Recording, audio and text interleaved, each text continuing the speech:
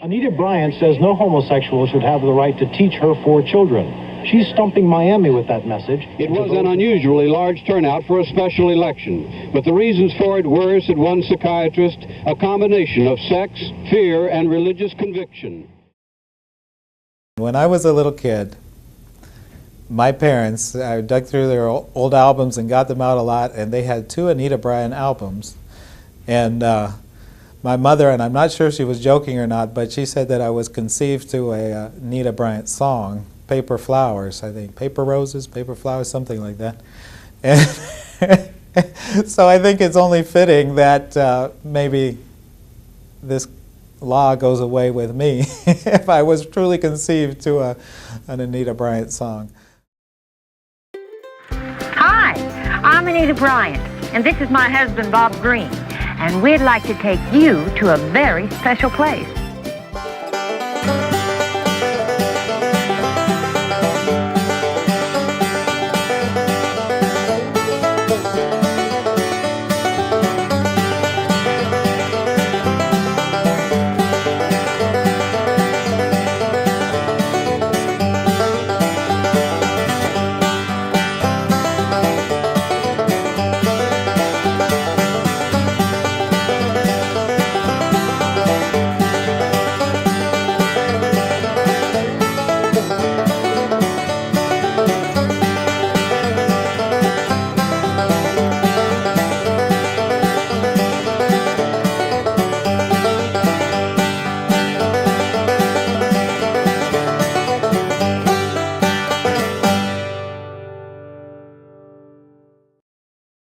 I love homosexuals, if you can believe that. I love them enough to tell them the truth, because I know that there is hope for the homosexuals, that if they're willing to turn from sin the same as any individual, that they can be ex-homosexuals the same as there can be an ex-murderer, an ex-thief, or ex-anybody.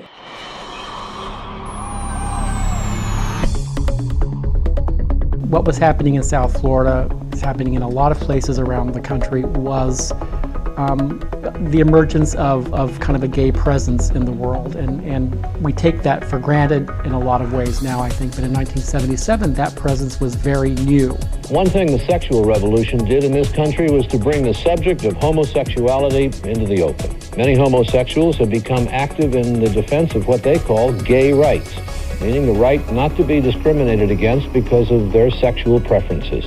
And things seem to be going along pretty swimmingly for those of us in the gay community. We thought we were making progress. We thought the future looked bright and rosy. You do what you want in the privacy of your own home.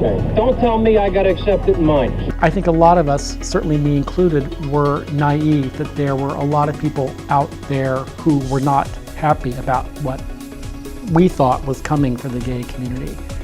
Acceptance, political presence, being safe in the world, those kinds of things that we really saw as our future in early 1977. Florida's ban on adoption by gay people is over 30 years old, and it came about in 1977 when orange juice spokesperson Anita Bryant began her crusade against equality for gay people in Miami-Dade County. Then Miami and Dade County had passed a human rights ordinance that for the first time protected gay people from discrimination in the workplace in Dade County. And Anita went crazy and started a crusade against gay people.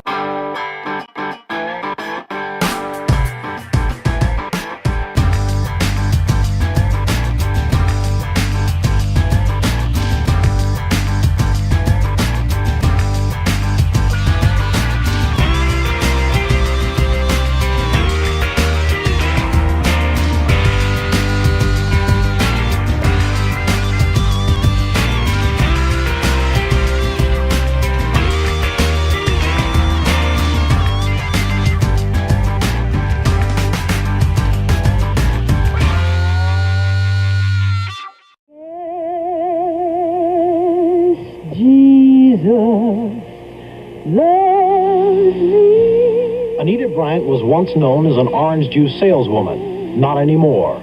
With a religious fervor that has made her America's most controversial woman overnight, she has been selling her Save Our Children group. Her group is crusading to repeal a new Dade County law which protects homosexuals in jobs and housing. Anita Bryant began her fight at her church, where the congregation believes the new law will force them to hire homosexual teachers. I would never allow it, and I have stated publicly to my people from the pulpit that I'd rather burn my buildings down, and I would do so if necessary, before I ever allowed a practicing known homosexual to teach at Northwest Christian Academy.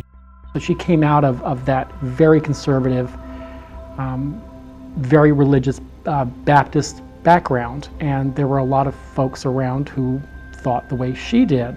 Anyone has a right to be a homosexual. It's a choice, and that's exactly the problem, is that we are saying that there are no human rights to corrupt our children. She's the one preaching hate. Welcome to the Sunshine State. Hurricane Anita, the season's first bad storm. So here we were in 1977, and Anita Bryant had gone really berserk over the issue of the Fair Housing and Employment ordinance covering people regardless of sexual preference, regardless of race, religion, national origin, sex, or now sexual preference. And what should have been a non-issue suddenly was blown out of all proportion, and there was real hysteria around it. Anita Bryant and her fellow conservatives saw that as an affront to everything they believed in. They thought it was the opening of the door of untold perversions on the people of Dade County. They launched a campaign to have a referendum election to have it overthrown. And they pulled out all the stops. Interviews, TV ads. The same people who turned San Francisco into a hotbed of homosexuality want to do the same thing to Dade County. There are ads that appeared in the Miami Herald really demonizing the gay and lesbian community in ways that a lot of people now would find completely shocking. You don't see ads like that in the newspaper anymore, accusing all gay men of being child molesters. The threat that once this ordinance was passed and not overturned, that teachers in schools would be abducting children out of classrooms, and scout leaders and people walking down the street wouldn't be safe. It was a real terror tactic.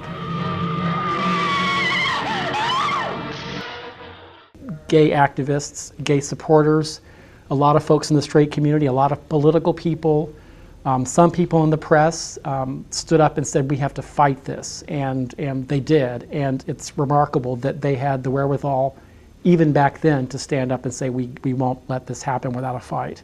Along with that movement, the state legislature was inflamed against gay people. And one of the senators at the time said that we want gay people to go back in the closet. We're sick of you being out, and we're going to pass a law to make that happen. And that's what led to a bill being introduced on the Senate side by the Senator Curtis Peterson from Lakeland. He was an older man, and he apparently had bought into what Anita Bryant was selling, which is that somebody who's gay would be teaching in the school and your child would wind up gay. So his idea was to make sure that somebody who was gay could not adopt. It had been pretty seriously debated in the Senate, and then ultimately wound up the last week of the session on the House calendar. And this is when we had an explosive debate. And a number of us were really very concerned, because here we were, it was fanning the fires of what was going on in Dade County. Anita Bryant and her supporters say homosexuality is not a human right. I really couldn't care less if they keep it to themselves and keep it in the bedroom, but when they want to take it out of the bedroom, we as parents have to protect our children and be concerned, and that's why the fight has intensified. A bunch of us decided we would show that we would vote for the bill, because this would certainly be a sign to the voters of Dade County that now homosexuals are not adopted, so therefore you don't have to worry, and you can leave the ordinance that affects fair housing and employment alone. And so at that time, two very important laws were passed. First was a law banning marriage by gay people. And around the same time, the infamous and shameful law that we're talking about now, Florida's ban on adoption by gay people. It kept escalating. The battle got more intense on both sides, and of course, ultimately, her side won.